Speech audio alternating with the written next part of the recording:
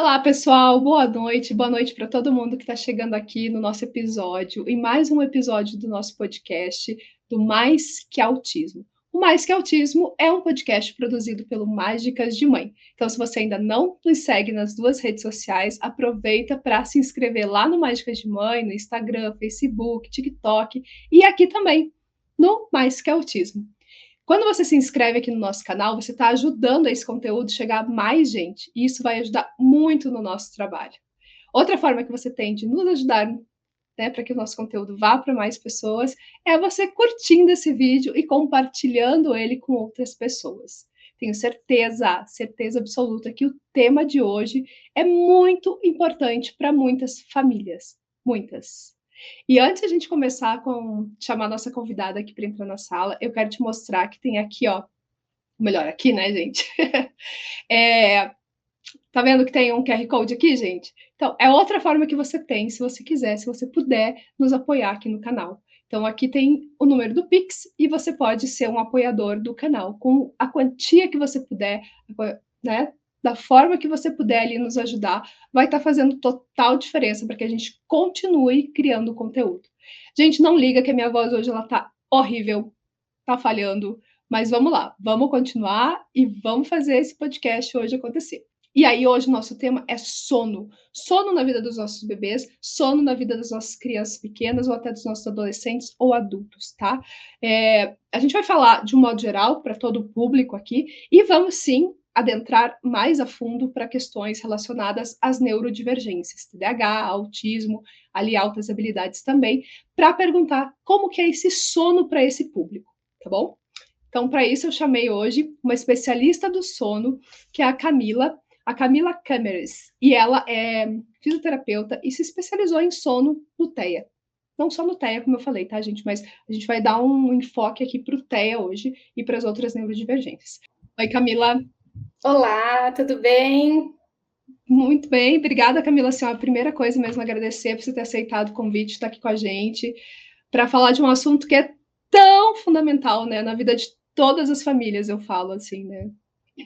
Estava explicando aqui que a gente vai falar não só para o público que tem uma criança autista ou que tem uma criança com TDAH, mas para o público em geral. É um assunto que interessa muito, né, Camila? Porque antes mesmo de você ter o diagnóstico de autismo, muitas vezes a questão do sono já está presente lá, né? Sim, Kelly, é isso mesmo. O sono é vital para todos nós, então muitas famílias às vezes me perguntam, às vezes mandam mensagem no Instagram, você atende crianças autistas? Você atende crianças com TDAH? Eu falo, eu atendo crianças, eu atendo adolescentes e acabo expandindo isso em um aconselhamento, um direcionamento para o sono dos pais também, porque eu costumo dizer também que uma casa onde nós temos uma criança ou um adolescente que não dorme, também são pais que não dormem. Então, é uma família inteira com sono prejudicado. E a privação de sono tem tremendos prejuízos na nossa qualidade de vida. Então, de uma maneira geral, a gente precisa ajustar o sono de toda a família, seja do bebê, da criança, do adolescente, a nossa faixa etária, então adulto, até mesmo se tiver avós presentes nesse ambiente familiar, o sono deles também é preciso ter um cuidado, porque o ambiente, ele influencia muito nesse comportamento. E o sono, ele também é considerado esse comportamento que nós precisamos de ajustes. Então, vamos começar lá do começo, né? Recebi um bebezinho novo em casa, e aí, esse bebezinho, ele vai chegar em casa sabendo dormir, Camila? Ou como que é essa questão, né? Porque a gente fala que é um bebezinho tão pequenininho, mas muda tudo na vida, né? E Muito. a privação do sono, eu acho que é o que mais impacta, assim, na vida das famílias ali no começo, né? Existe uma mudança muito significativa com a chegada de um bebê em casa. Toda a logística dessa casa muda.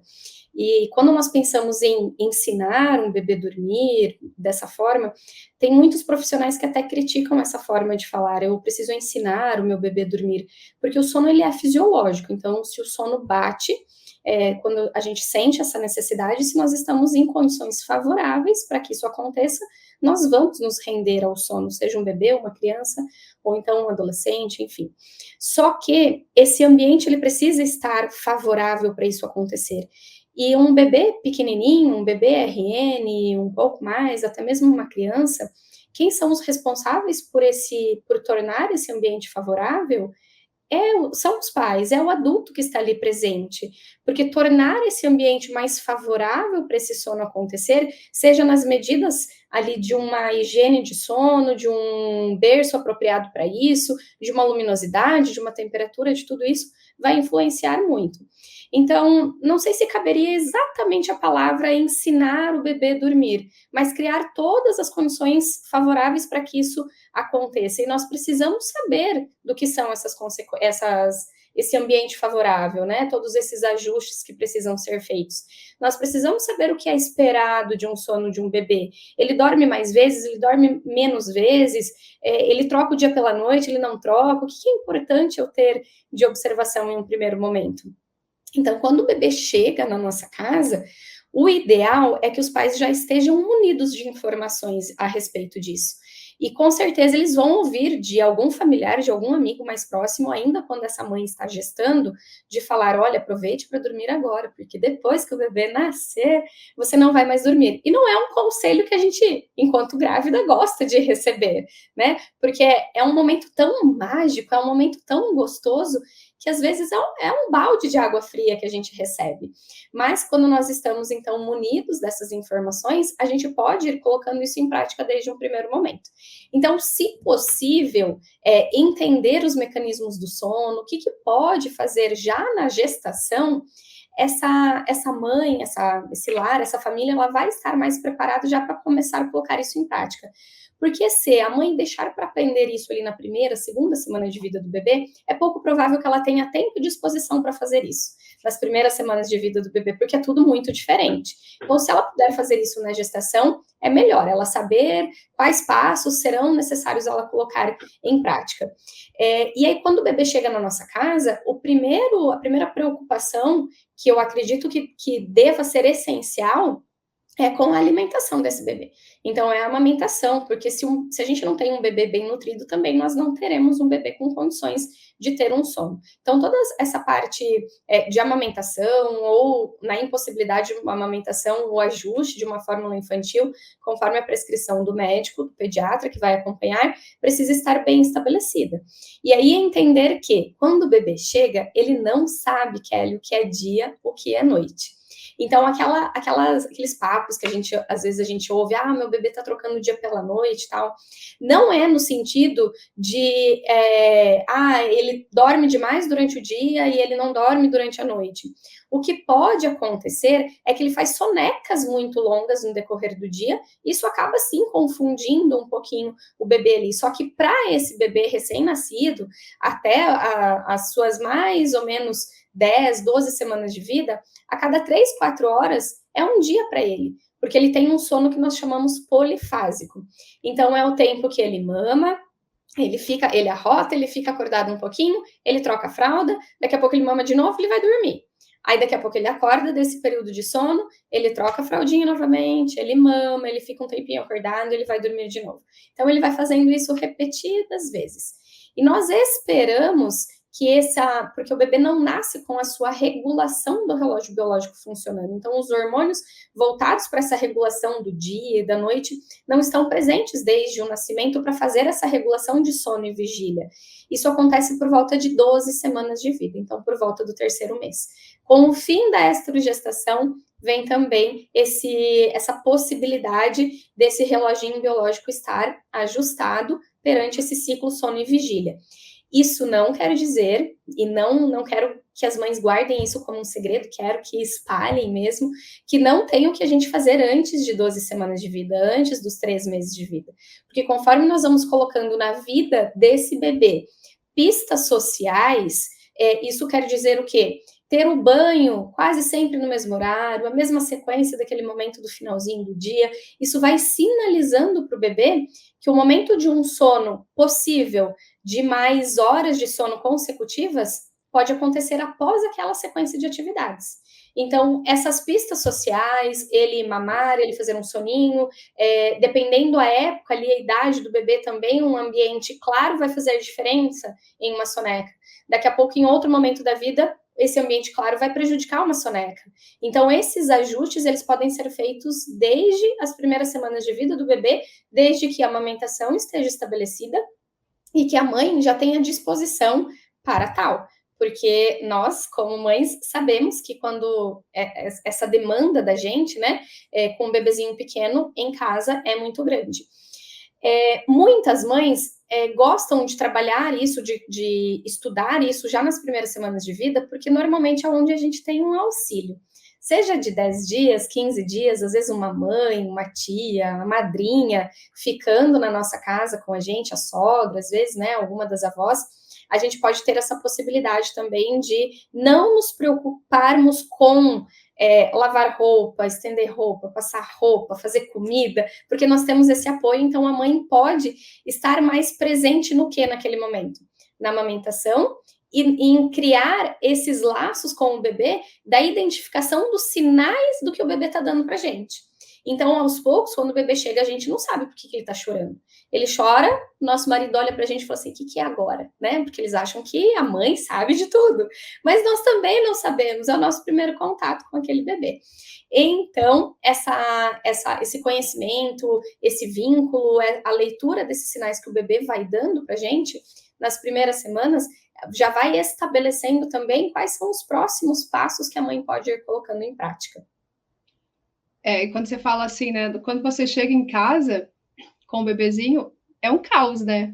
Vamos falar, por mais que você tenha ali o apoio de alguém, mas é um caos no sentido de realmente entender o que é esse choro, quando que eu tenho que acordar para mamar, será que eu tenho que ficar acordando? É uma dúvida que vem muito das mães, né? Para a gente conversar também, que eu posso esclarecer para as mães. Sim, eu acho que é bem importante, assim, porque você fica, ai meu Deus, será que tá com fome? Daí, e tem muita questão também de muitas pessoas te falando informações a respeito de uma mesma coisa. Então, você tem que fazer dessa forma, você tem que fazer daquela outra, você tem que fazer daquela outra. Então, acho que é bem importante também a gente falar que essa mãe, ela tem que ter confiança também naquilo que ela acredita neste momento para o filho dela, para a casa dela, para a rotina dela, né, Camila? Sim, é o feeling da mãe ali, né? Então, o timing da mãe perceber as coisas com esse bebê. Isso só vai sendo construído conforme a gente vai tendo convivência. É igual um relacionamento. Quando a gente conheceu nossos maridos, por exemplo, teve aquela época da paquera e o namoro, conforme o tempo foi passando, a gente vai conhecendo mais. E quando o bebê chega, é da mesma forma. Então, quando o bebê chega, quando a gente pensa na questão de acordar para mamar ou não, nós precisamos pensar também na produção de leite materno, porque no primeiro momento, então, a mãe tem o colostro. Depois do colostro acontece a apojadura, que é a descida do leite da mãe. Isso acontece por volta do terceiro, quinto dia de vida.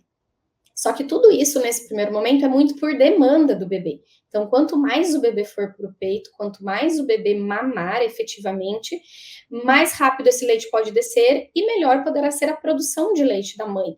Então, em um primeiro momento, nós pensamos em acordar o bebê para mamar, sim, pelo menos até ele recuperar o peso de nascimento, dia e noite. Qual que seria o intervalo adequado? Isso vai depender muito também de qual é o peso do bebê no nascimento.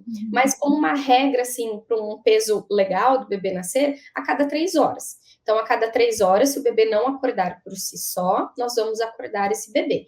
Para que a produção de leite da mãe possa ficar protegida, digamos assim, para que ela tenha uma boa produção de leite, porque o leite materno tem uma proteína ali presente no leite, que é o FIO, o fator inibitório de lactação. Se a mãe fica com a mama muito cheia, com leite muito tempo parado nessa mama, esse fator inibitório sobe para a produção de leite da mãe cair, como um fator protetivo mesmo para evitar uma mastite, por exemplo, para a mãe, mas também para esse corpo que passou por um parto, está ali em um processo muito grande de produção de leite, não gastar energia à toa. Então, esse fator inibitório sobe para a produção de leite da mãe cair. Só que as primeiras semanas de vida do bebê é um fator muito determinante para uma boa produção de leite da mãe. Então, a gente quer que esse leite tenha vazão, que esse leite saia, então que o bebê mame efetivamente mesmo. Então, até o bebê recuperar o peso de nascimento, nós pensamos sim em acordar o bebê pelo menos a cada 3 horas. Normalmente, os pediatras dão um prazo, Kelly, até 15 dias para o bebê recuperar o peso de nascimento. Então, nós sabemos que o bebê nasce com peso, quando ele tem a alta hospitalar, ele perde entre 7 a 10% desse peso, e os pediatras dão normalmente 15 dias para essa recuperação do peso de nascimento. Se por um acaso essa mãe foi com 10 dias consultar o bebê, e é muito importante essas consultas recorrentes nos primeiros dias de vida, tal, para ir realmente reconhecendo esses sinais que o bebê está bem nutrido, que está tudo certo com o bebê, bem hidratado. Foi com 10 dias em uma consulta, o bebê recuperou o peso de nascimento, é muito provável que o pediatra já oriente, olha, agora ele recuperou o peso de nascimento, você não precisa mais acordá-lo. Para mamar. Você pode deixar que ele durma, porque nós temos sim bebês com 15 dias, 20 dias de vida que já fazem um estirão de sono um pouquinho maior, 4 horinhas, às vezes 4 horas e meia, tem bebês que até vão um pouquinho mais. Só que, lembra daquelas pistas sociais que eu citei anteriormente, que a gente pode ir colocando para o bebê desde o dia 1 de vida, se a mãe tiver disposição? Acordar um bebê mais frequentemente durante o tempo de vigília, então do período que a gente considera dia, é bom porque o bebê vai fazendo um bom aporte calórico no período de vigília, para que ele não acorde à noite para recuperar aquilo que ele não teve no período do dia. Então, mesmo que o bebê tenha recuperado o peso de nascimento, o ideal é que a gente não faça intervalos muito grandes de alimentação, de amamentação para esse bebê no período do dia, para que à noite ele vá consolidando esse maior intervalo.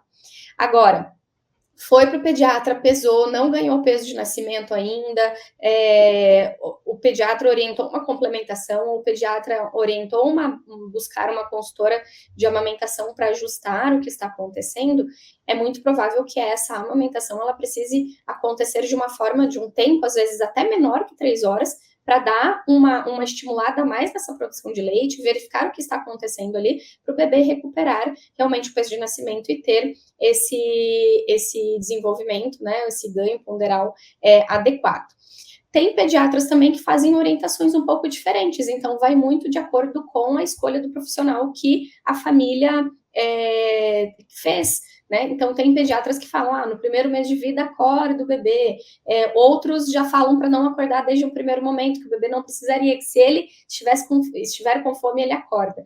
Mas quando nós pensamos na questão do leite materno da mãe, dessa produção de leite materno, a gente quer sim que tenha intervalos menores de mamada, não faça longos períodos nas primeiras semanas de vida, justamente por causa dessa produção do leite materno.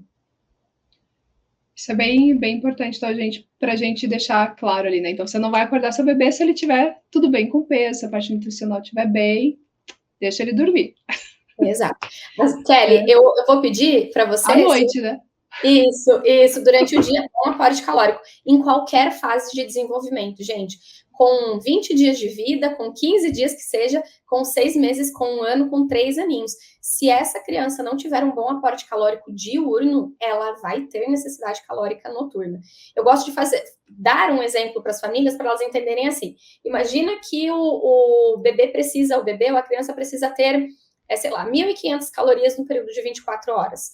Se essa criança tiver essas 1.500 calorias num período considerado vigília, essa necessidade calórica mesmo, à noite não vai acontecer, tá? Agora, se ela ingeriu 1.000 calorias, ficou faltando 500 calorias, ela vai pedir para mamar à noite, ou ter essa alimentação noturna, tá?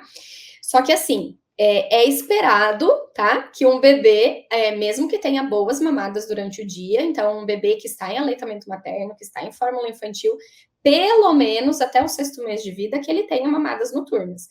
Mas o meu bebê tem 2 meses e meio e já dorme a noite toda. Ótimo, perfeito, tá? Pode acontecer isso? Pode, mas a grande maioria ainda tem essa alimentação noturna. E é interessante que você falou, né? Muitas vezes também a criança está um pouquinho maior, vamos deixar ali a parte dele já bebezinho, mas você tocou no assunto. Então, é uma criança um pouco maior e às vezes a parte nutricional dela não está boa e a gente não entende por que ela não dorme direito, né? Porque às vezes ela também não vai se queixar, por exemplo, vamos já entrar aqui na questão do autismo daí, né, Camila? Muitas vezes a criança a autista, ela não sabe identificar que ela está com fome, por exemplo. Sim. Mas ela não tem um bom sono, né? Sim. Então pode ter uma relação também, né? Às vezes ela não identifica o que ela está sentindo, então é a mesma coisa quando a gente está ensinando, por exemplo, os sentimentos para os nossos filhos, não está conseguindo demonstrar ou falar que naquele momento ela teve raiva, ela ficou irritada, não está conseguindo demonstrar que ela estava com fome naquele momento. E também nós temos muitas crianças autistas que não são verbais, então é muito mais complicado. Então é um olhar de observação e eu falo de limpar o caso, de limpar uma vidraça suja, para que a gente consiga ver do outro lado. Então é isso que eu encorajo muito das famílias, Kelly, das famílias terem essa observação, esse olhar atento, sabe? De em uma anamnese, em uma consulta, fazer ponto por ponto com essa família, durante o acompanhamento também, olha, o que você acha desse dia, desse momento, desse intervalo, sabe? Porque assim, claro, todos nós estamos cheios de coisas para fazer durante o dia. Só que as famílias que têm crianças autistas ou que têm crianças que precisam ir para terapias e vai para um lado, vai para a escola e vai para o outro, muitas dessas famílias já estão tão sobrecarregadas e têm essa rotina tão exaustiva de vai para um lado, pega do outro, que muitas vezes acaba fazendo tudo no automático. E não é uma maldade, não é ser uma mãe que não está prestando atenção no filho, não, é porque é muita coisa. Então, essa observação precisa acontecer. Até porque quando a gente fala... Quando é bebezinho, é muito difícil você já saber que aquele bebê é autista, né?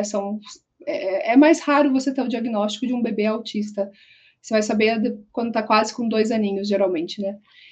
Mas as questões de sono, eu vejo que elas começam muito cedo e é uma das primeiras queixas que todas as famílias acabam tendo. Sim. E então, assim, eu acho que é legal a gente pontuar, né? Pontos pelos quais pode vir a ter problema nesse sono. Então, assim, a gente falou aqui da parte nutricional, da parte dessa essa criança está com fome, se ela está bem alimentada. Então, acho que é legal falar, ó, essa parte já vai estar desde pequenininha ali para você ficar de olho. Porque é bem isso, assim, muitas vezes a rotina é tão doida, no sentido de eu tenho que fazer tantas coisas, que eu não acabo entendendo o motivo pelo qual meu filho não consegue dormir. Será que é o ambiente? Será que é a comida? Será que é a rotina que eu não fiz? Então, assim, acho que a gente entrar, né? Vamos entrar nas outras questões também, mas para você ir observando, eu sempre falo, né, observar ali o que naquele dia você viu que funcionou, que não funcionou, para ir tendo um histórico da criança, né, Camila? Sim, e muitas vezes a nossa mente é falha. Então, a gente ter um caderninho ali, anotar uma rotina de como foi aquele dia, o que teve de pontos de diferente, ter um olhar crítico, investigativo mesmo, sabe? Uma noite dormiu melhor, poxa, deixa eu relembrar o que aconteceu ontem que essa noite foi melhor. Ou uma noite pior, deixa eu tentar relembrar o que aconteceu que pode ter gerado isso. Então, nas crianças autistas, que muitas vezes vem ali o diagnóstico com mais ou menos 2 anos de idade e tal, quando nós conversamos com as famílias que têm queixas de sono ainda naquela idade, elas relatam que essas queixas, que essas dificuldades de sono vêm de muito antes, tá? Então, por isso que eu sempre falo que na presença de uma dificuldade de sono, Kelly, independente da idade, a gente deve buscar ajuda, seja para a família não chegar a uma exaustão, não ficar realmente privada cronicamente do sono, mas também para que a gente possa dar condições melhores de uma neurogênese acontecendo nessas crianças, desse desenvolvimento desse potencial cerebral poder, sabe, ter um alavanco enorme. Por quê? Porque se a gente já tem um sono bem ajustado e com 2 anos chega um diagnóstico, é uma coisa a menos que essa família tem de se preocupar, de colocar em dia para as outras coisas, para as outras terapias que vão vir. Porque às vezes esse sono está ruim, aí a qualidade do dia também não está legal, e aí vai para um monte de terapia, mas essas terapias não rendem. Porque a criança está sonolenta, a criança está irritada, a criança não consegue receber aquele aprendizado, não se concentra, depois não memoriza também, porque o sono tem essa função também de uma memorização, né, do aprendizado, da memória. Então, é fundamental que em uma dificuldade de sono, tá persistindo essa dificuldade, busca ajuda logo, sabe? Primeiro, tenta fazer uma anotação, faz um diário, o que aconteceu, qual horário dormiu, qual horário acordou, o que eu posso ter de referência aqui. Busca, às vezes, perfis, né, que falem sobre isso, as caixinhas de pergunta, lota a caixinha de perguntas, sabe? Eu vivo respondendo um monte de caixinha de perguntas, às vezes de acompanhar a dúvida de outra mãe, você lê aquela resposta e fala, nossa, acho que se encaixa para mim também, deixa eu prestar atenção nisso. Então, são vários aspectos. Eu falo que o sono é um quebra-cabeça e a gente precisa ir juntando vários pontos. E nas crianças autistas, como a gente falou antes da questão alimentar, então pode ser sim uma questão nutricional, mas o que é muito frequente também é a parte sensorial. Então, se nós temos uma criança hiperreativa, esse ambiente, ele vai influenciar demais no sono. Então, um lençol, um travesseiro, um barulho, uma luz, pode ser um grande estressor de sono para a criança, não vai deixá-la relaxar para ter um bom sono de qualidade. Pode aumentar a latência de sono, que é aquela demora para o adormecer, pode gerar mais despertares, pode dificultar o aprofundamento mesmo do sono, então chegar no estágio 3 de sono profundo, do sono não REM, que é considerado mesmo sono profundo, né? Então nós temos dentro do nosso ciclo de sono, né, na nossa noite de sono, nós passamos por uma parte, né, várias fases de sono, o sono não REM, com 3 fases, né? O estágio 1, estágio 2, estágio 3, depois vem o sono REM. Então, para a gente ter uma boa qualidade de sono, a gente precisa passar um tempo específico dentro de cada fase dessa. E se existe um estressor de sono, muitas vezes a criança não consegue chegar em alguma fase específica desse sono. E isso que você falou da questão sensorial para os autistas, mas não se enquadra também, vamos pensar assim, né? Voltando lá para o bebê, para essa mãe ainda com um bebezinho lá em casa. Então, vamos falar assim, desse ambiente onde essa criança, esse bebê vai dormir, né? Vai fazer diferença na qualidade do sono dela. Então, esse ambiente, né? Muito. Ou vai ajudar, ou vai prejudicar. Então, o que a gente pensa em um ambiente? Primeiro, numa organização geral. Quando a gente está em um ambiente mais ordenado, mais organizado, a gente se sente melhor também. Então, ter um quarto, e eu acho que o ideal mesmo é ter um quarto destinado apenas para dormir, e eu entendo que existem realidades diferentes, principalmente nas famílias que têm crianças autistas. Muitas vezes o quarto é transformado em uma salinha de terapias também. Então, precisa ter esse olhar também crítico para saber se essa criança está entendendo que aquele local é um local de sono. Tá? Então, no primeiro momento, quando o bebê nasce, o que é indicado é um quarto compartilhado com os pais. A Sociedade Brasileira de Pediatria, a Academia Americana de Pediatria, não aconselha e não encoraja uma cama compartilhada. Eles contraindicam até pelo risco grande que tem de asfixia, da síndrome da morte súbita do lactente, mas um quarto compartilhado, sim. Então, os pais na cama dos pais e um berço ao lado da cama dos pais, nesse quarto, para que os pais possam fazer uma vigília até desse sono, né, estar mais próximo, e também para favorecer mais a amamentação, a mãe está mais próxima ali, não se cansa tanto para isso.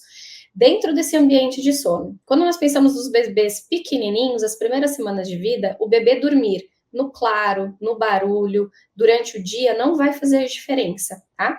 Quem nunca ouviu, ou não sei se já aconteceu com você, Kelly, de falar assim, nossa, mas quando ele era bebezinho, ele dormia tão bem com a gente conversando perto, com a TV ligada, com o barulho do liquidificador ligado, com a luz acesa, mas chegou um momento que ele não consegue mais dormir assim. É porque lá no início da vida do bebê existe uma barreira sensorial que impede que isso atrapalhe o sono dele, tá? Agora, depois de algumas semanas de vida, eu diria que por volta de 8, 10 semanas de vida a gente já pode começar a preparar mais esse ambiente, tá?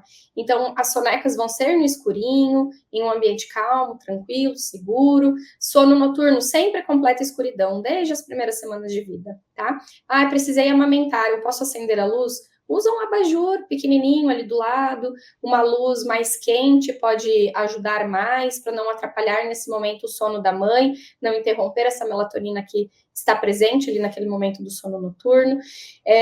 Depois, com o passar do tempo, então, com esse bebê um pouquinho maior, mais semanas de vida, a gente deixa um ambiente mais escurinho no decorrer do dia, então para essas sonecas, silencioso ou com ruído branco, se a família preferir, é uma boa temperatura, e o sono noturno continua, então, na completa escuridão, uma temperatura boa, temperatura ideal para o ambiente de sono em torno de 22 graus.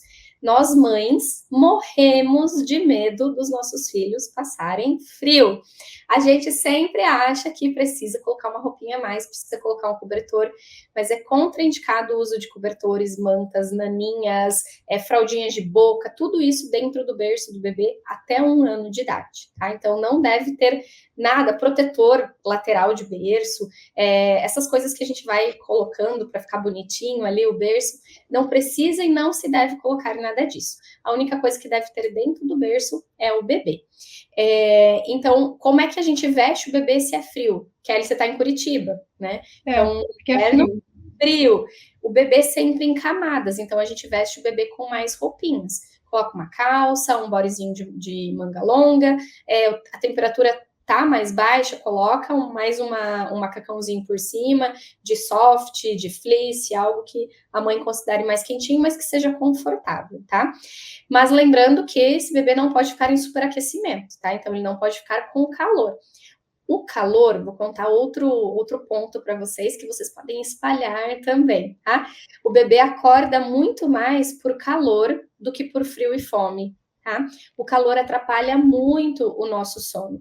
Quando a gente dorme, nosso corpo precisa diminuir a nossa temperatura corporal para a gente atingir aquele estágio que eu falei para vocês que é de sono mais profundo.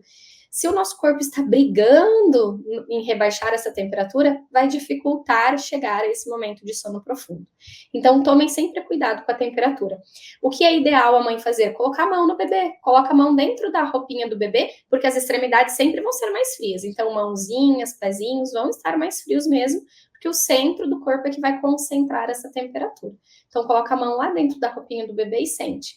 Ele tá com uma temperatura boa. Nossa, ele tá quente, parece que tá até suadinho aqui, tá com muita roupa, ou de repente a temperatura do ar-condicionado tá muito alta, então deixa eu baixar um pouquinho a temperatura do ar. Então a gente vai regulando, sempre percebendo no bebê. Quando tem despertares, o ideal é que a mãe sempre vá até o bebê para encostar no bebê, sentir o bebê, porque às vezes pode ser que ele esteja com uma febrinha, por exemplo, alguma coisa assim, ou a mãe já sente só no encostar no bebê que ele tá suadinho. Então aquele despertar pode ter acontecido por causa de um calor ou por causa de um frio também, tá? E despertares muito frequentes no início da noite, eles estão mais relacionados com o calor, tá? Despertares mais frequentes no finalzinho da noite, nós podemos ter uma relação maior com o frio, tá? Então, um ambiente ajustado para o sono noturno, uma boa temperatura, sempre mais escurinho, silencioso, ou se a mãe preferir, se a família preferir, com ruído branco, mas essas preferências de um ambiente com ruído branco, por exemplo, em um bebê maiorzinho, que talvez lá na frente a gente tenha um diagnóstico de autismo, o que pode acontecer? Aquele ruído branco já pode ter sido ou ser ainda um estressor de sono para o bebê, por causa de uma hiperreatividade, às vezes na parte de audição. Então, fazer testes. Eu deixo alguns dias com, eu deixo alguns dias sem, para sentir qual é a reação do meu bebê, da minha criança, do meu filho, em relação àquelas condições daquele ambiente, tá? E aí, ali não falando só de... Você falou da questão do calor, do frio, né? É igual a gente, na verdade, né, Camila? Se a gente tá com calor, a gente não consegue... Principalmente calor, assim, acho que é mais difícil para conseguir dormir. E outra questão também, eu não sei, assim, eu tenho muito isso, assim, da questão sensorial na parte do tecido também que eu coloco na criança, que eu visto, por exemplo. Me irrita muito para dormir, então eu tenho dificuldade de dormir porque aquele tecido tá me incomodando. E bebês também, acho que é legal a gente observar isso, né? A roupinha que a gente coloca neles também tem que ser confortável, né? Com toda certeza. Pijama, gente, normalmente o que dá mais certo é o algodão, tá? Lembrar de tirar a etiqueta, algumas coisas ali que podem ficar cutucando a pele, então a gente tira. Dos bebezinhos menorzinhos, o ideal é tirar realmente tudo, porque eles não vão conseguir verbalizar isso pra gente, né? Então já vai lavar o enxoval do bebê, já vai passando a tesoura em tudo para tirar essas etiquetas. E essa parte de textura das roupas do próprio pijama, o ideal é que também tenha uma observação da família em relação à preferência da criança. Se durante o dia percebe que ela fica mais incomodada com uma roupa um pouco mais justinha, que esteja pegando um pouco mais, não é um tipo de roupa que vai ser usada à noite no pijama, porque também vai incomodar. Então, de pijamas, nós temos algodão, nós temos, para os lugares mais frios, um soft, um fleece, nós temos malha fria, nós temos cetim, nós temos várias possibilidades de textura de roupa. E aí, nesse sentido, a gente pode ir testando, né? Porque essa textura realmente pode fazer bastante diferença. E também do tanto que é mais justa e do tanto que é mais solta, tá? Eu me recordo que uma vez, Kelly, eu atendi uma família com um menino de 3 aninhos, autista, e um dia a mãe dele estava brincando com ele de colocar pijama e tal, e a mãe pegou e colocou uma calça mais larga nele, assim, de pijama, que era tipo de 2 números maiores, assim, do que ele vestia. E ela colocou a calça nele e tal, e ele não quis mais tirar. Aí ela falou: não vou comprar briga nessa hora, porque momento de estresse, perto de momento de sono, não costuma funcionar muito bem. E ela deixou aquela calça que realmente ficou bem mais solta do que era o habitual de pijama que ele usava. E ele teve uma noite de sono melhor. No dia seguinte ela repetiu, no outro dia ela repetiu, e eu fui incentivando que ela repetisse mesmo para a gente observar isso. E claro que a gente já tinha feito algumas mudanças, adaptações na rotina, mas em ambiente de sono estava tudo ok. Ela já tinha feito várias mudanças antes mesmo do nosso atendimento. E teve melhora com o tempo de latência de sono por causa da distribuição da rotina, mas eu atribuo a maior qualidade de sono dele com relação a esse pijama, a essa calça, que era bem mais solta. Que era mais confortável, né, para ele, Exato, assim. exato. A mesma coisa, às vezes, eu também observo que, dependendo, a gente coloca um monte de cheirinho que a gente acha que o bebê... Cheirinho de bebê e coisinha assim, né? Que também pode desencadear algumas questões sensoriais que vão interferir no sono também, né? Dessa criança, se ela for autista, principalmente. Sim, tem a questão de óleos essenciais hoje, né? Então precisa dessa observação também dos pais. Eu estou usando um óleo essencial e parece que o padrão de sono piorou. Eu uso o óleo essencial, uso, sei lá, qualquer cheirinho, um aromatizador lá dentro do quarto, desde que o bebê nasceu. Peraí, será que esse cheiro está sendo agradável pro bebê, para a criança? Eu me recordo de uma vez meu marido trocou de desodorante. Né, o desodorante que ele usava, comprou outro e tal. Gente, eu não suportava o cheiro daquele desodorante. E eu falei: olha, não dá com esse cheiro de desodorante. Não era um cheiro ruim, mas para mim não era legal, não era bom, sabe? Então, do mesmo jeito que a gente não tolera alguns cheiros, a gente precisa pensar nesse aspecto também. A gente vai em busca de tornar o ambiente mais agradável, mas pode acabar se tornando um estressor para o bebê ou para a criança. Camila, contar a nossa história aqui, como é que foi, tá? Tá o meu filho, ele era aquele bebê que eu dizia assim, nossa, ele só mama e dorme. Então, assim, ele mamava, colocava no berço, e ele dormia, e acordava muito pouco à noite, assim, uma vez, geralmente, à noite, só para mamar. Isso até os 8 meses dele, que foi quando ele ficou em casa, só em casa com a gente. Com 8 meses, ele foi para a escolinha. E aí, com 8 meses, o sono dele mudou totalmente. Então, aquele bebê que acordava uma vez só para mamar, passou a acordar no mínimo 7 vezes. 7. E aí era de 7 a 10 vezes por noite. E aí, então, era de hora em hora acordando. E aí eu lembro que foi tipo uma bola de neve mesmo, tá? Porque aí a gente não sabia o que fazer, ele acordava, mamava, mas nunca estava satisfeito na mamada. Chorava, se ia com o pai, não resolvia, tinha que ficar comigo. Eu lembro que chegou uma época assim que eu sentava no corredor e chorava, porque eu ia fazer o quê? Eu não sabia mais o que fazer, né? Uhum. Eu levava na pediatra, ela investigava tudo, e aí ele começou a ficar muito doente também, assim, com muitas questões respiratórias. Ele não dormia de dia, então assim, ele não dormia à noite, e ele não dormia de dia. Não dormia na escolinha. E eu lembro que foi dos 8 meses até 1 ano e meio, assim, todos os dias, todas as noites, todas. Então ele ficava toda semana indo pro hospital porque estava doentinho. Aí a gente começou a investigar tudo, de que a gente revirou de cabeça para baixo, assim. e não achava nada, né? Daí lá com 1 ano e meio, tá, acho que é adenoide, então vamos fazer a cirurgia da adenoide para ver se resolve. Foi feita a cirurgia da adenoide, beleza, de 10 vezes ele passou a acordar 5, né? Deu uma boa diminuída, mas continuou. E esse padrão de sono foi até, sei lá, quase 5 anos de idade, assim. Mas o que eu quero falar com isso, assim, que era um bebê que tinha uma rotina, que era, né, de ficar em casa, que ele ficava tranquilinho, e tinha tudo esquematizado. Quando mudou essa rotina, virou um caos, assim. Hoje eu entendo, hoje eu consigo ver essa relação, tá? Uhum. E hoje, sabendo que é autista, mas antes a gente não sabia, né? Por isso que eu Sim. falo, quando você não tem o diagnóstico, você investiga tudo e ninguém te fala em nenhum momento que crianças autistas têm uma dificuldade maior para dormir, né? Não tá lá como um dos sinais do autismo, por exemplo. É. Então, queria falar essa história, porque às vezes muitos pais, depois quando eu converso, falam a mesma coisa para mim, assim, não, também era um caos o sono aqui. Só Sim. que a gente sabe, né? É.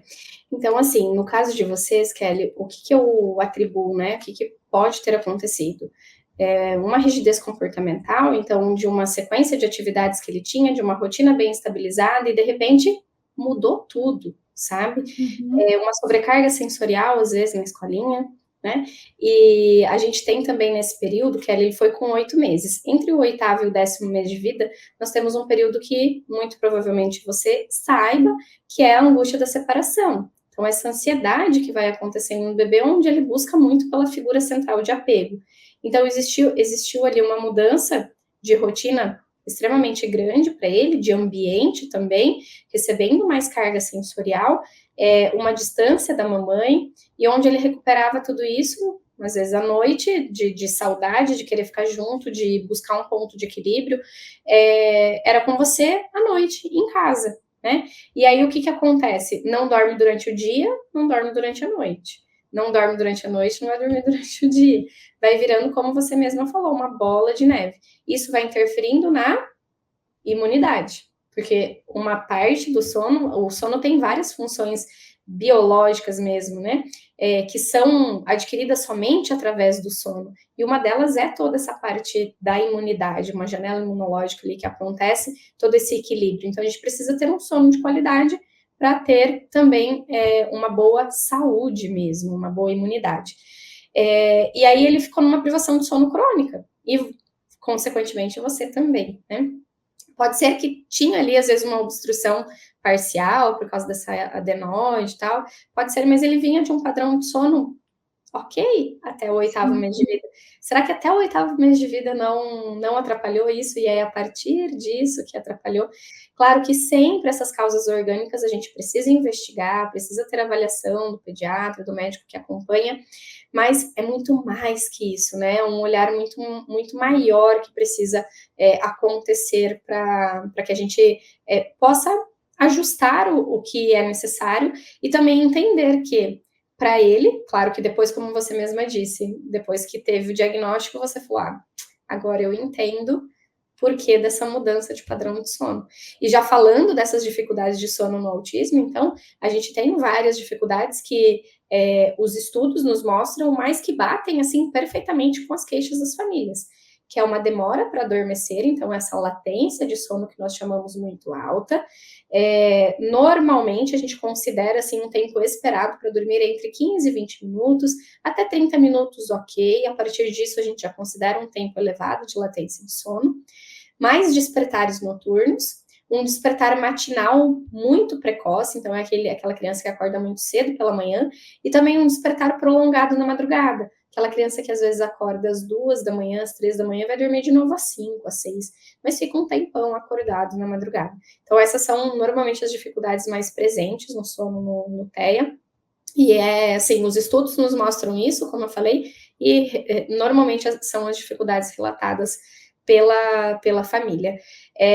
Depois de 1 ano e meio, você conseguiu ajustar, Kelly, depois de um tempo, depois do diagnóstico, tudo? Como foi? Nossa, foi muito caótico. Foi? Aí eu lembro assim, minha filha já dormia no berço nessa época, que minha filha dormia no quartinho dela, no berço, tudo, porque ela tem diferença de 1 ano e de 2 aninhos de um pro outro, né? E eu lembro que aí ninguém dormia na casa, porque não é assim, né? Quando a criança acorda chorando, e ele acordava chorando desesperado, você acorda todo mundo. É. Então, assim, o que, que a gente fez? Pegou a filha e colocou para dormir na cama com a gente. Porque daí, Uhum. enquanto eu cuidava dele, ela acordava, ela também despertava, então, para ela não despertar tanto, ia dormir na cama para o pai poder cuidar.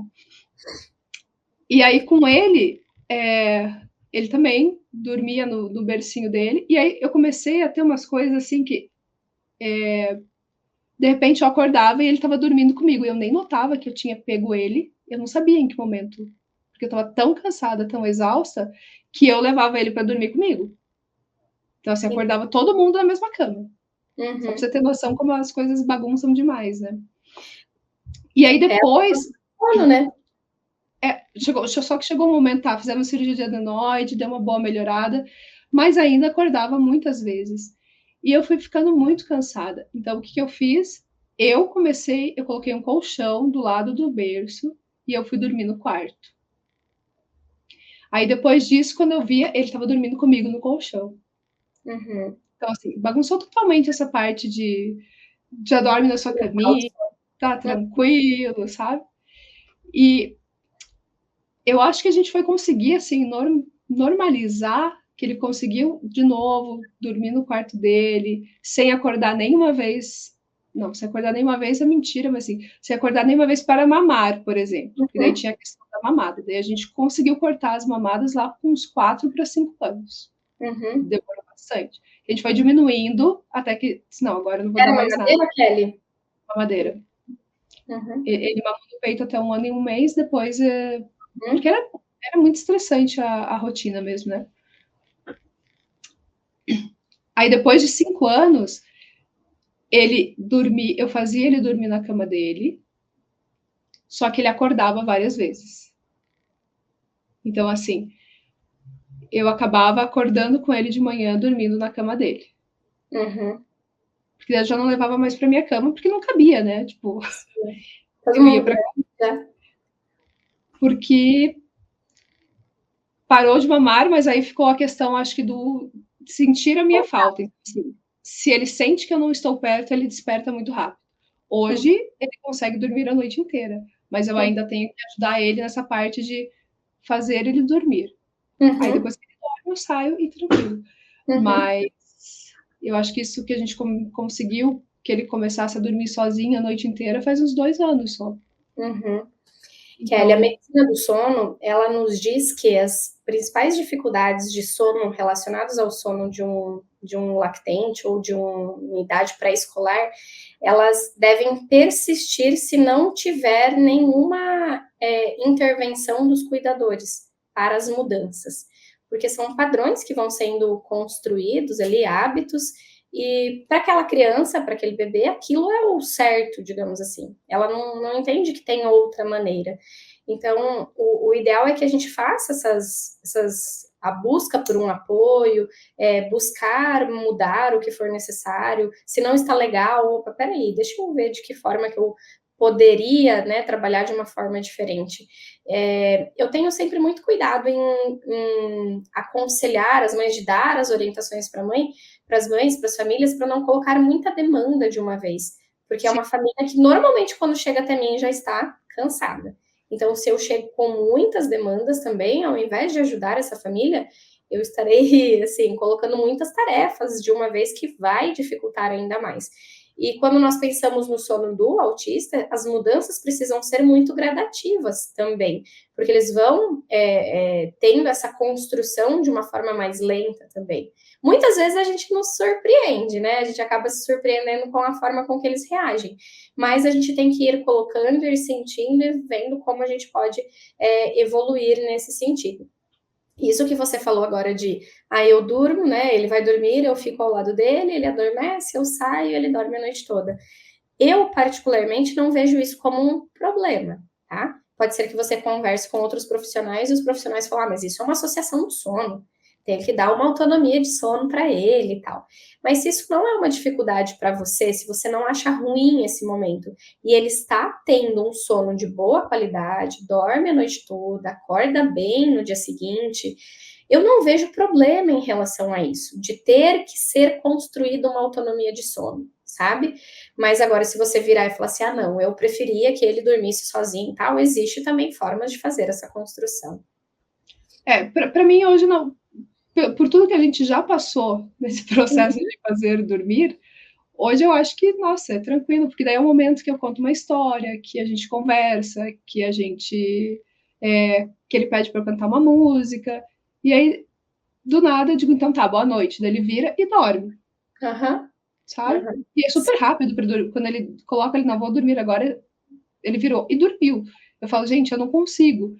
E ele super rápido. Aham, Mas tem que ser comigo. Então, entendi. essa é a grande Quando você dificuldade. não está, ele consegue adormecer com outra pessoa? Com o meu marido, sim. É Ah, porque tá. é só nós dois também, né? Então a gente não tem Entendi.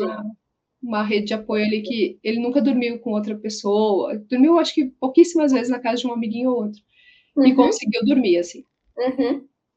Mas se eu saio, ele dorme com meu marido, mas aí já é um pouquinho mais. Demora um pouco mais. É outra rotina daí, né? Sai do ritual. Aham. É outro ritual. Mas hoje isso já não me incomoda, como me incomodou de não conseguir dormir mesmo, né? Sim, sim. O fato que você relatou antes de nem saber, às vezes, como ele. Cadê ele, né? Onde ele foi parar, tal, quando ele vê ele tá do seu lado, é um grande risco que a gente corre, É, né? É muito arriscado isso. E assim, tem vários estudos também que demonstram essa sonolência diurna nos pais sendo um grande fator de risco para a vida mesmo. Então, é o pai que vai pegar a estrada, ou a mãe que vai dirigir, que vai levar para a escola, que vai buscar, ou que vai para o trabalho. É um trabalho mesmo, às vezes, do pai ou da mãe que exige mais atenção e mais cuidado, só que como ele teve uma privação de sono, o limiar de atenção dele está muito mais baixo. Então, é preciso realmente tomar cuidado com esse sono para que a gente não ofereça nenhum risco para eles e nem para a gente. Camila, o que você observa assim nas crianças autistas? Quais são os fatores que mais levam elas a terem dificuldades para dormir? Assim, você até falou em algum momento da melatonina, né? Tipo, se ela tem alguma relação com essa dificuldade para dormir, como que é? Nós temos três assim pontos que sustentam, né, uma possível teoria das dificuldades de sono no autismo. Uma delas tem relação à melatonina, então esse ciclo sono e vigília, que os autistas teriam uma liberação errônea ou uma qualidade mais baixa da melatonina, então sendo liberada em momentos errados do dia. Então a melatonina poderia ajudar em alguns casos específicos onde existe aquela latência de sono aumentada, tá? Muito grande. E onde já tentamos todas as formas de um tratamento conservador, não farmacológico, com uma boa higiene de sono e não deu certo. Então, a melatonina poderia ser usada aqui como uma forma de auxiliar a diminuir essa latência de sono, tá? Não ajuda nos despertares, tá, Kelly? Então, muitas famílias buscam, eu vou dar melatonina porque não tá dormindo bem à noite, tá acordando e tudo mais. Ela não tem essa função de sustentar esse sono, apenas de auxiliar nessa indução do sono. Outro ponto é o transtorno do processamento sensorial, então essa parte sensorial mesmo, que precisa desse olhar crítico para entender o que está favorecendo, o que está dificultando aquela criança.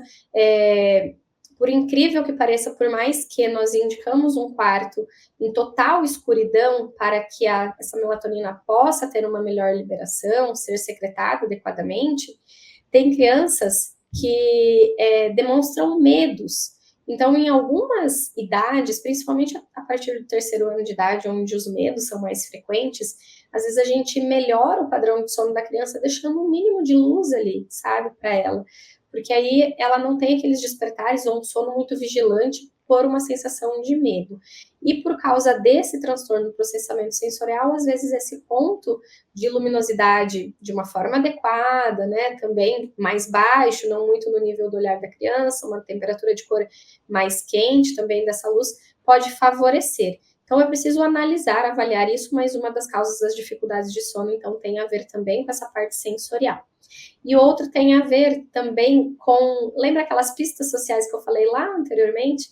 Então é muito fácil, às vezes, para uma criança perceber que o irmão mais velho, que a mãe jantou, tomou um banho, leu um livro, a luz da casa já está mais baixa, porque chegou o horário de dormir. Às vezes, para a criança autista é mais difícil perceber essa sequência de atividades acontecendo e aquele óbvio, sabe, de que o momento de dormir chegou. Então, esse também é um fator que pode levar a essas dificuldades de sono. Então, esses são os 3 pontos, assim, de teoria mais específicos direcionado a isso, a justificar essas dificuldades de sono. Então, assim, a gente já tinha falado um pouquinho da parte sensorial, né? Já tinha essa parte da rotina, né? De construir essa rotina, até que a gente tocou ali, que às vezes faz tão no automático as coisas, e é uma correria tão grande, por exemplo, com várias terapias, que às vezes a família não tem estruturado também essa rotina, né? Claro.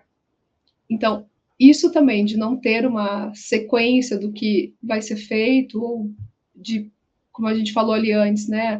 Vai abaixando as luzes, ou deixando um clima melhor, vai prejudicar essa criança para ela entender que ela precisa dormir neste momento, né? A rotina ela é fundamental para qualquer criança, esteja no espectro ou não, né? Para nós também a rotina é muito boa. Então, o ideal é que a gente possa também aqui trazer para as famílias essa diferenciação do que é uma rotina e do que é um ritual, tá? Porque muitas famílias falam, mas eu tenho uma rotina de sono. Essa rotina de sono, às vezes, que a família se refere é aquele ritualzinho, que é aquela sequência de atividades que acontece ali antes do adormecer. Aí ela toma banho, ela vai para o quarto, coloca o pijama, lê um livro e dorme. Então, esse é um ritualzinho que a criança tem, que tem, né, precisa ser relaxante e que demonstra que aquele momento de dormir chegou. A rotina como um todo, o que ela engloba? Horários regulares, Kelly, de acordar e de dormir, e que é fundamental porque vai sinalizar o início do dia com uma liberação de cortisol. Vai sinalizar o final do dia com uma liberação de melatonina. Então, o que a gente deve fazer para favorecer esses 2 pontos? Que sejam regulares, então que não precisa ser cronometrado. 7 horas da manhã tem que ser 7 horas da manhã, mas que não varie mais do que 30 minutos, para mais ou para menos. Então, se eu tenho um horário regular de 7 horas da manhã, deu 6h30, meu filho acordou, eu vou iniciar o dia com ele. Deu 7h30 da manhã, ele não acordou ainda, eu vou acordá-lo e vou observar o que está acontecendo que ele está querendo dormir mais. Será que ele está dormindo muito tarde à noite, por isso que está faltando horas de sono pela manhã? Então, é bom avaliar quando a criança precisa ser acordada rotineiramente, tá? Então, horário de acordar pela manhã, horário regular de sono noturno. Acordou de manhã, exposição à luz natural. É o primeiro passo para uma boa higiene de sono, tá? Para sinalizar para esse corpo que o dia clareou, o dia vai começar e a cortisol ali produzindo em uma boa quantidade para manter esse período em vigília. Lembra que a gente falou da questão da melatonina no autismo? Então, de manhãzinha, essa exposição à luz natural vai dar aquele start do dia, o que pode proporcionar uma melhor liberação de melatonina lá no momento da noite. Só que aí, no momento da noite, para a melatonina entrar em ação, a gente precisa de um ambiente que vai diminuindo a luminosidade gradativamente e um ambiente mais escuro, porque a melatonina é o hormônio do sono, mas eu gosto de falar para as famílias que é o hormônio da escuridão. Então, para ela ter uma boa liberação, ela precisa ter um ambiente diminuído de luz e escuro para que ela possa ser secretada, tá? Em ambientes claros, não temos melatonina. Tá? Horários regulares das principais refeições, então almoçar e jantar em horários pré-determinados também, que também não tenham essa variação muito grande de mais de 30 minutos, e a distribuição alimentar dessa criança no decorrer do dia. Então, ela acorda, toma café da manhã, aí ela tem um lanche no meio da manhã, ela tem horário regular do almoço, tem um lanchinho no meio da tarde, tem horário regular de jantar, e dependendo do horário que essa criança dorme, às vezes tem até uma ceia também antes de dormir, sono noturno, tá? Então, falamos de horários regulares de acordar, de dormir, das principais refeições, uma boa distribuição da alimentação, isso também entra na rotina, e a distribuição das atividades em si que ela faz. Se vai para a escola, se vai para as terapias, quanto tempo leva esse vai e volta, para que a mãe consiga organizar o momento que vai chegar em casa. Se é um dia que é uma terapia mais longe, eu vou chegar um pouco mais tarde em casa, será que eu preciso antecipar o jantar e já deixar meio preparado para que quando eu chegue em casa isso já está adiantado? Então, ter essa organização também, tá? Afastar dos momentos de sono atividades que possam gerar estresse na criança. Então, se lá no finalzinho do dia, de repente, tem uma terapia que a criança não gosta, tenta ver se há possibilidade de mudar essa terapia, porque momentos de estresse próximos ou atividades mais agitadas, próximos de momento de sono, vai dificultar mais, porque no momento de sono nós queremos um relaxamento. Então, a rotina engloba tudo isso. E tem mais uma coisa importante. Você falou lá no início que estava ruinzinha, eu também tô. Aí, às vezes eu dou uma tossidinha aqui, minha garganta dá uma coçadinha. Então, o que é importante também? A soneca. Se a criança faz soneca, essa soneca precisa acontecer em um momento ideal do dia, porque a depender do momento que ela acontece, vai prejudicar o sono noturno, roubando a concentração de sono noturno, ou então empurrando esse início de sono noturno para muito mais tarde, sabe? Então, uma criança que deveria dormir por volta de 20, 21 horas, está dormindo 22 horas, 23 horas, porque a soneca aconteceu muito tarde no período da tarde. Entre o terceiro e o quinto ano de vida, as crianças perdem a soneca. Mas a partir de 1 ano e meio de idade, elas passam a fazer uma soneca só. Então, quando isso acontece, o ideal é que sempre essa soneca aconteça mais no início da tarde, então logo após o almoço, para que ela não aconteça, por exemplo, comece 3 da tarde, 4 da tarde, porque isso vai fazer com que o reloginho biológico da criança, né, que esse início do sono noturno seja jogado para frente, gerando também um distúrbio de sono que também acontece, que é o atraso de fase de sono, tá? Então, de uma maneira geral, né, para englobar a rotina, fazendo um resumão para as famílias. A rotina engloba horários de acordar e horário de dormir regulares, refeições bem distribuídas, soneca se acontecer em um bom momento e também com uma boa duração. A partir de 1 ano de idade, é muito difícil que uma soneca precise acontecer com 1h30, 2 horas de duração ou mais que isso, tá? Porque isso também pode roubar lá o sono noturno. E as atividades bem distribuídas, então, no decorrer do dia, oferecendo essa previsibilidade. Por mais que eu tenha falado também que entre o terceiro e o quinto ano de vida a gente tem uma tendência natural da criança perder a soneca, muitas crianças autistas ainda se beneficiarão da soneca por causa dessa parte sensorial. Então, vai para a terapia no período da manhã, vai para a escola no período da tarde ou vice-versa. Às vezes, aquele momento de descanso, de relaxar um pouquinho, de fazer uma sonequinha, seja de 30 minutos, vai ajudar bastante a dar esse reequilíbrio de novo, dela se equilibrar, para ir para outro período do dia.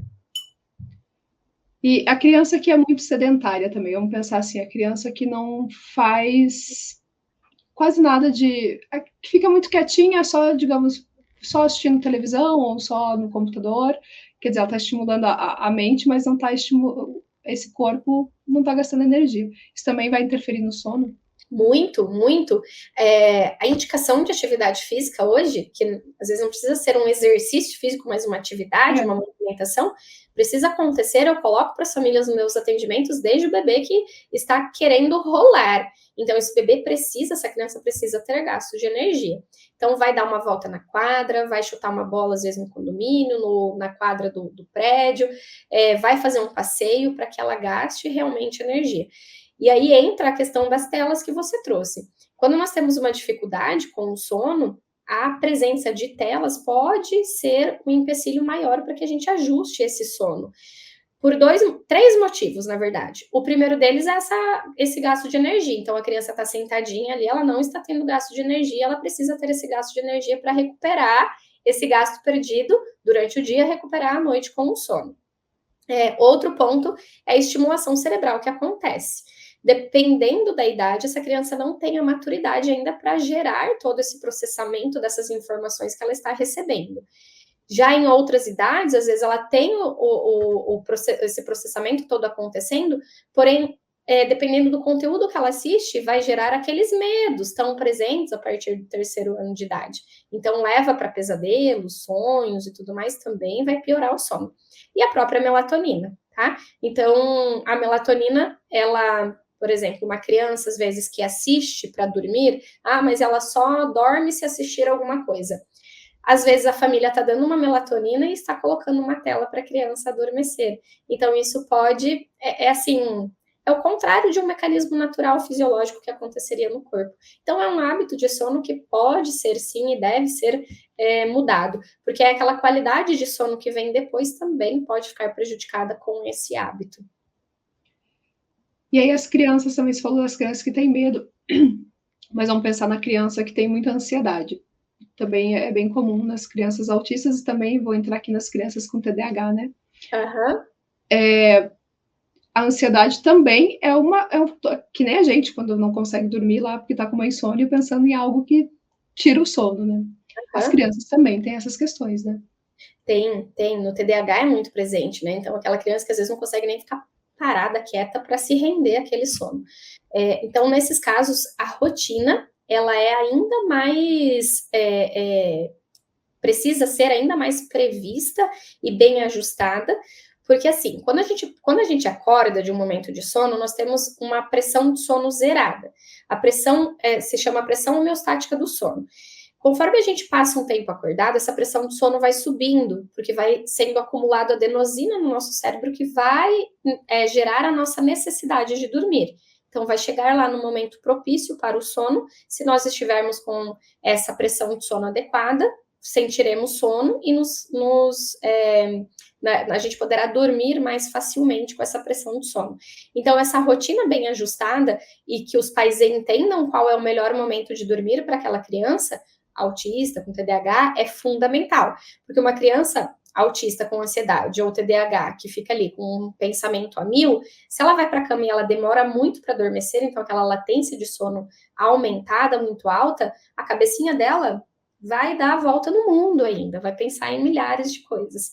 Então, ter essa rotina bem ajustada para que a criança seja levada num melhor momento para adormecer é fundamental, para que ela não passe muito tempo ali esperando o adormecer. Atividades relaxantes próximo àquele momento do sono também vai favorecer bastante. Então, a família encontrar algo que gere relaxamento e calmaria naquela criança para tornar o ritual noturno mais gostoso possível e menos entediante, para que a cabecinha dela não vá para outros lugares, é melhor, tá? Às vezes uma massagem nas perninhas, uma massagem no bracinho, porque dela vai se concentrar ali naquele movimento que o papai está fazendo, que a mamãe está fazendo, pode favorecer bastante. E aí observar se a latência de sono está muito alta ainda, buscar mudanças, seja na rotina, reavaliar essa rotina, ou nas atividades que são feitas antes, tá? Com relação à melatonina que nós falamos antes, da exposição à luz natural pela manhã, o entardecer no finalzinho do dia, a gente pode replicar o anoitecer de fora de casa dentro da nossa casa, mas também para as crianças que têm muita dificuldade para o adormecer, a latência de sono muito elevada, o ideal é também que essa exposição à luz no finalzinho do dia seja evitada. Então, se vai, sei lá, fazer um passeio, famílias que moram na praia vão fazer um passeio lá no calçadão, tal, tudo, põe um óculos de sol na criança, se ela tolerar, sabe, ou no adolescente, para que receba menos essa luminosidade também do sol ali no finalzinho do dia. A gente falou bastante de criança e você tocou nos adolescentes, né? Que aí parece que a gente vai também para um outro momento, que aí eles não querem dormir também, né? Exato. Na verdade, assim, Kelly, o que acontece é uma mudança fisiológica natural da idade. Então, a gente muda de padrão de sono no decorrer da nossa vida. Então, é um bebezinho lá que tem um sono polifásico, então que tem vários momentos de sonecas durante o dia e o sono noturno. Depois a gente vem para um sono bifásico, que é uma soneca e o tempo de sono noturno. Depois o sono monofásico, que é onde não tem mais soneca, o sono só se concentra no momento da noite, mas ainda como as crianças têm necessidades maiores de quantidade de horas de sono, elas ainda precisam dormir mais cedo do que nós adultos, porque nós precisamos de uma quantidade menor. Digamos que uma criança precise de, sei lá, o meu filho, o Miguel, ele tem 7 aninhos. Ele dorme por volta de 8 horas da noite, 8h30, e acorda por volta de 7, 7h30 da manhã. Então, ele tem uma necessidade de sono de 11 horas, 11 horas e meia. Dependendo do gasto de energia dele, às vezes vai até 12 horas, tá? Agora, para nós adultos, não. A gente precisa de entre 7 e 9 horas de sono, sendo que mais próximo de 7 é o que acontece mais, tá?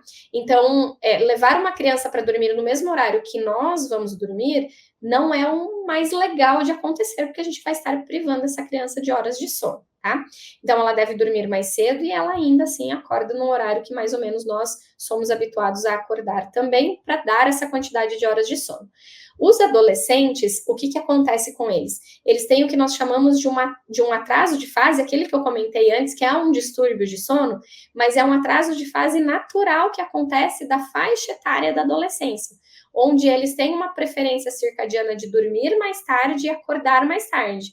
E por que eles acordam mais tarde? Porque eles estão dormindo mais tarde e eles precisam entre 8 e 10 horas de sono ainda. E aí entra a questão, Kelly, das escolas, normalmente para os adolescentes acontecerem no período da manhã. Então, se nós não temos uma educação sobre o sono desde muito cedo, a gente ir explicando, colocando bons hábitos de sono em casa, cuidando do nosso ambiente, a gente vai deixando os nossos adolescentes também privados de sono, porque eles vão dormir mais tarde por causa dessa melatonina, que vai acontecer uma liberação mais tarde por esse atraso de fase natural, só que de manhã eles precisam acordar mais cedo. Às vezes eles até acordam sem muita briga, mas normalmente precisa ter um despertador, ou é a mãe lá batendo na porta, a mãe chamando para acordar, e chega no final de semana, o que eles fazem? Eles dormem até 11, meio-dia.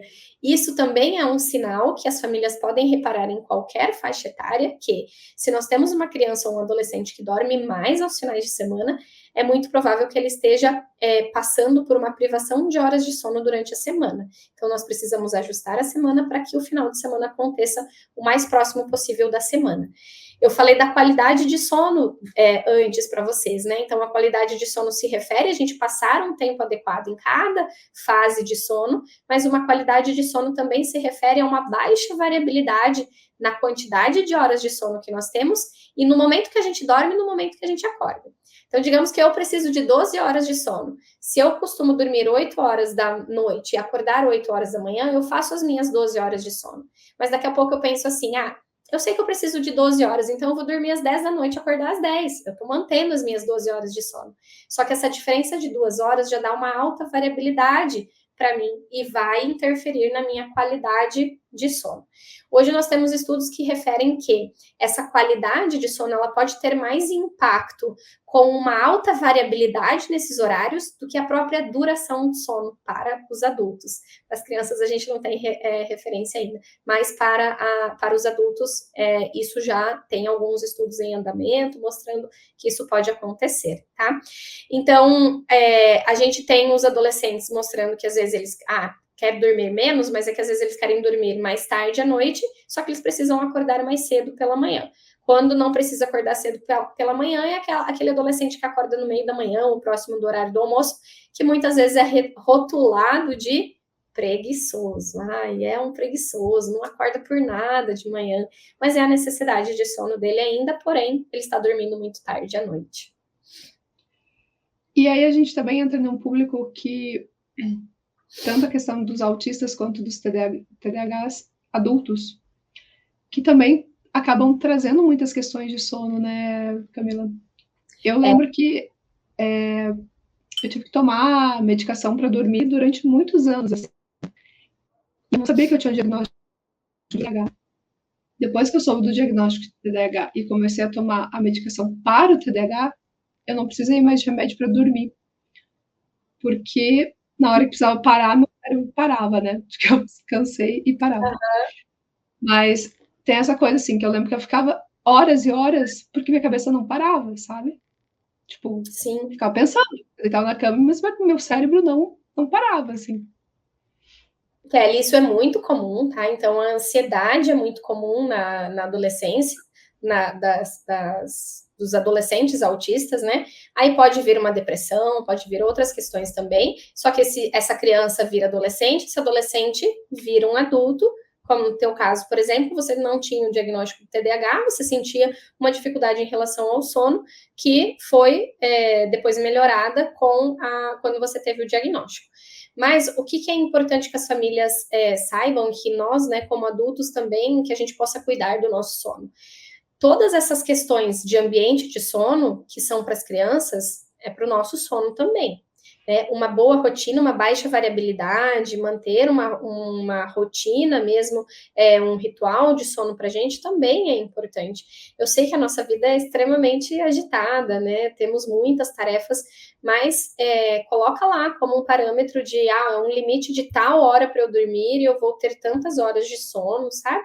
Para que ao longo prazo, com o passar das semanas, você sinta o teu corpo reagindo de uma maneira diferente.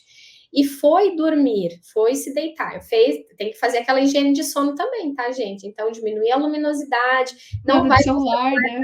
celular pra cama, exato, não vai com o celular para cama.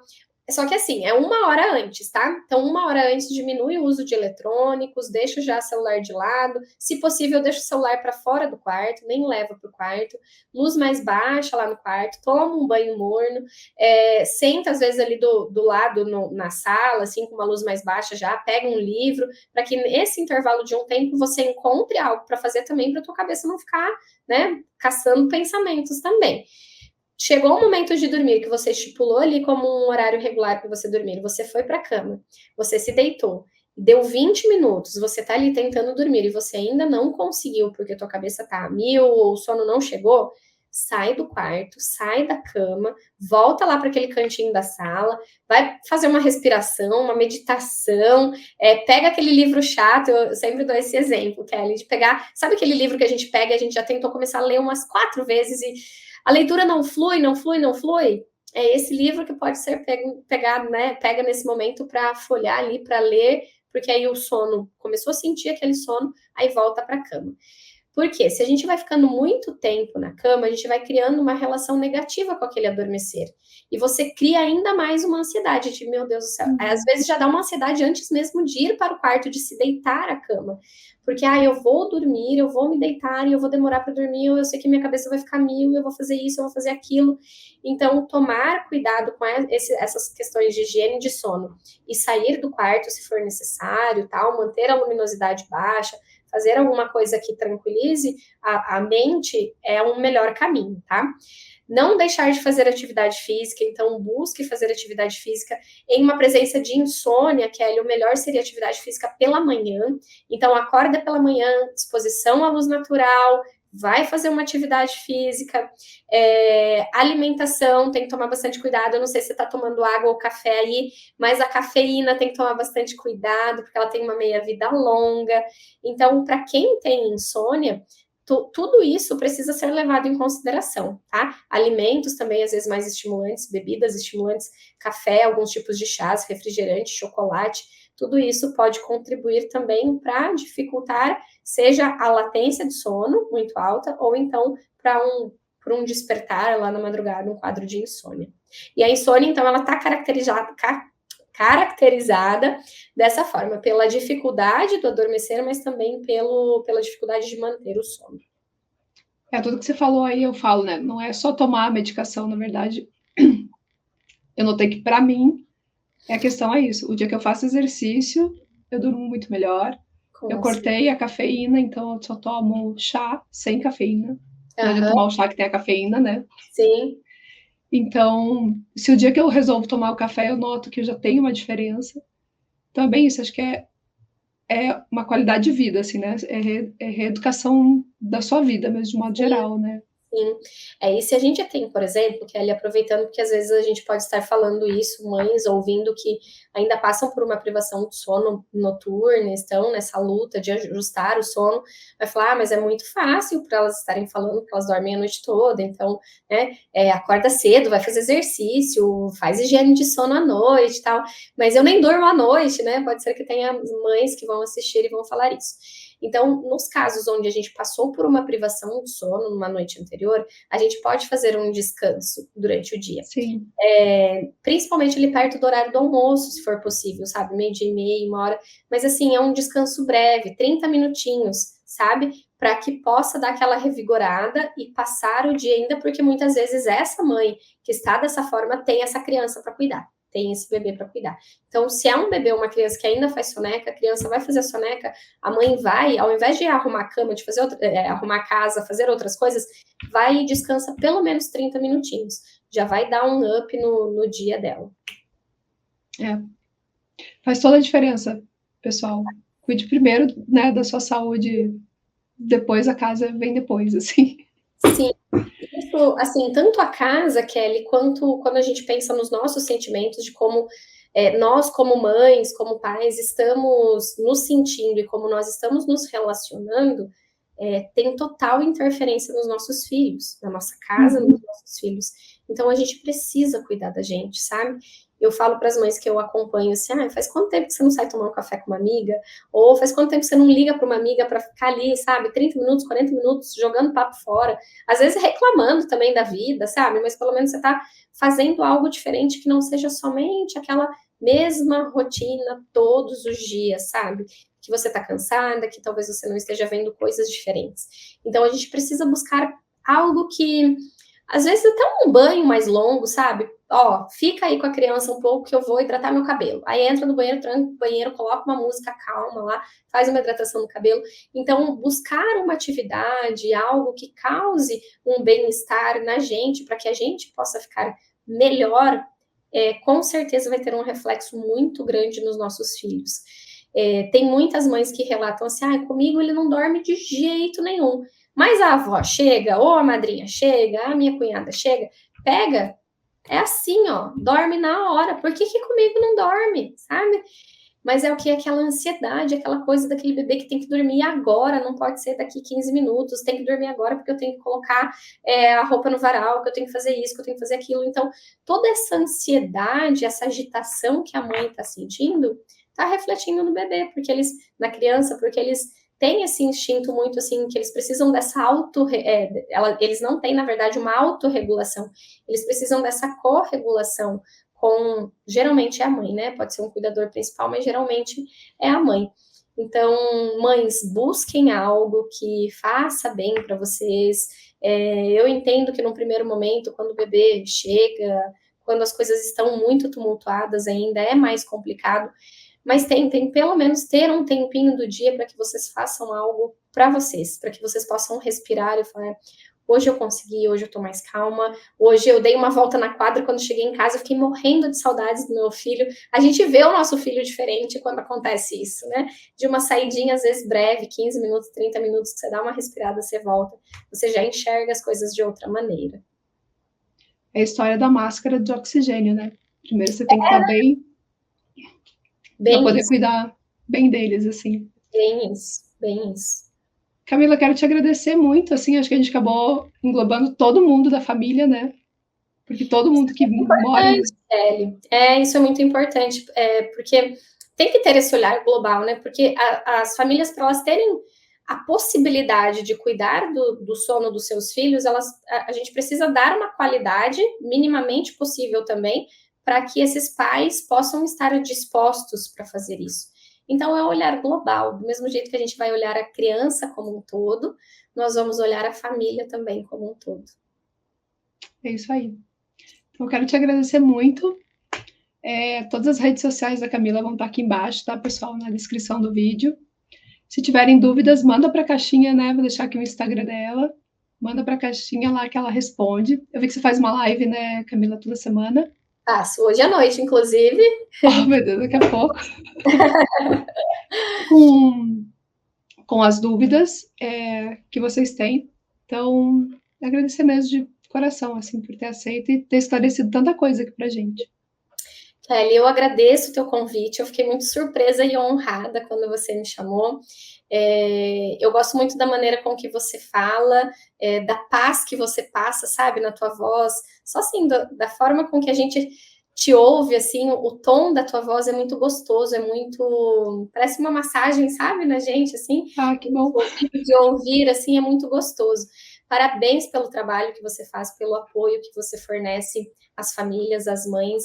Com certeza a gente acaba criando uma rede de apoio e uma rede assim onde a gente pode realmente trazer trocas, né? Fazer ajustes, às vezes uma vendo a vida da outra e que não é uma dificuldade pontual da minha casa só, mas que tem muitas outras famílias passando por isso. E todo esse conhecimento, essa divisão de conhecimento que você faz é muito bacana. Parabéns mesmo pelo canal, pelas tuas redes, é muito rica.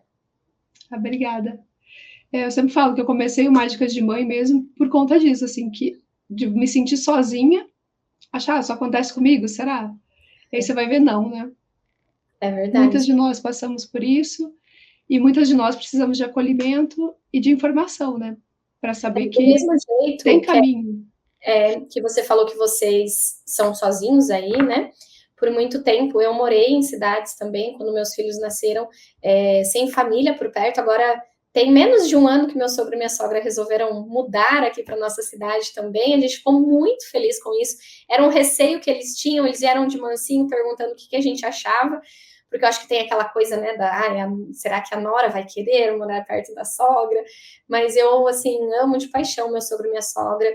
Eles são muito bons, assim, para mim, para, né, os meus filhos também.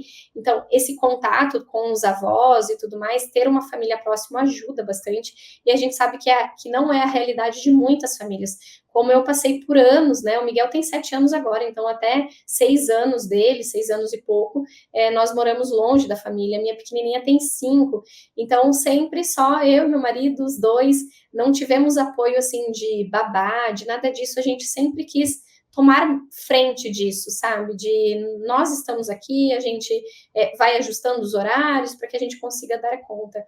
É cansativo, é exaustivo, mas eu acho que é uma grande recompensa também que a gente sente, né, nessa troca que nós temos. E com certeza as dificuldades que eu passei são muito semelhantes das dificuldades que você passou, que outras mães vão passar aqui. Tem inúmeras diferenças também entre como a gente lida com essas dificuldades, mas o ideal é que a gente se apoie, que a gente, muitas vezes, só um depoimento ou de falar sobre uma dificuldade, porque muitas vezes o que a gente vê é só o lado bonito, o lado bom na rede social, né? E todas nós passamos por grandes dificuldades, por momentos de angústias, por momentos de solidão. Então, falar sobre isso e ter esses contatos é muito, muito bom e muito bonito. Isso aí. Kelly, muito obrigada mesmo. Tô até sem voz aqui, gente. Então, tô poupando até a voz, assim, tá difícil até para falar agora no final. Mas é exatamente isso tudo que você falou, Camila, porque a gente se sente numa rede e vê que as coisas vão melhorar, sabe? É. Pode demorar um pouquinho, porque é aquela história, né? Você tá ali sem dormir durante meses, você pensa, meu Deus, quando que isso vai acabar, né? Sim. Mas hoje, depois que eu já passei, eu vejo, passa. É bem difícil, mas isso passa. Né? Mas é o momento da gente construindo também uma troca maior, às vezes, com o nosso parceiro, né? Porque por muito tempo fui eu pelo meu marido por mim, nós dois pelas crianças, do mesmo jeito que é com você, com outras mães também, e a gente vai acumulando conhecimento, a gente vai vendo outras possibilidades. Ah, vi que tem apoio, sei lá, de vários profissionais, quando a gente tem a possibilidade, quando não tem a possibilidade, deixa eu fazer uma varredura no perfil da Camila, no perfil da Kelly, deixa eu ver se alguém está falando sobre isso, de que forma eu posso buscar ajuda também nesse sentido, e a gente vai, com certeza, passando por inúmeras dificuldades. Vai superando tudo. Exatamente. Então é isso, Camila. Obrigada de novo. E agora, pessoal, então, agradecer para vocês também que ficaram aqui com a gente até o final. Compartilhem esse vídeo com outras pessoas. Provavelmente outras mães estão passando pelas mesmas dificuldades que eu já passei. E a Camila pode sim ajudar muito elas com as informações que a gente trouxe aqui. Então, é uma forma também que você tem de ajudar a gente aqui no canal e ajudar outras mães. Tá bom, pessoal? Então, beijo grande. Boa noite, Camila. Muito obrigada. E até a próxima semana, pessoal. Tchau, Tchau, tchau. tchau. Muito obrigada, gente.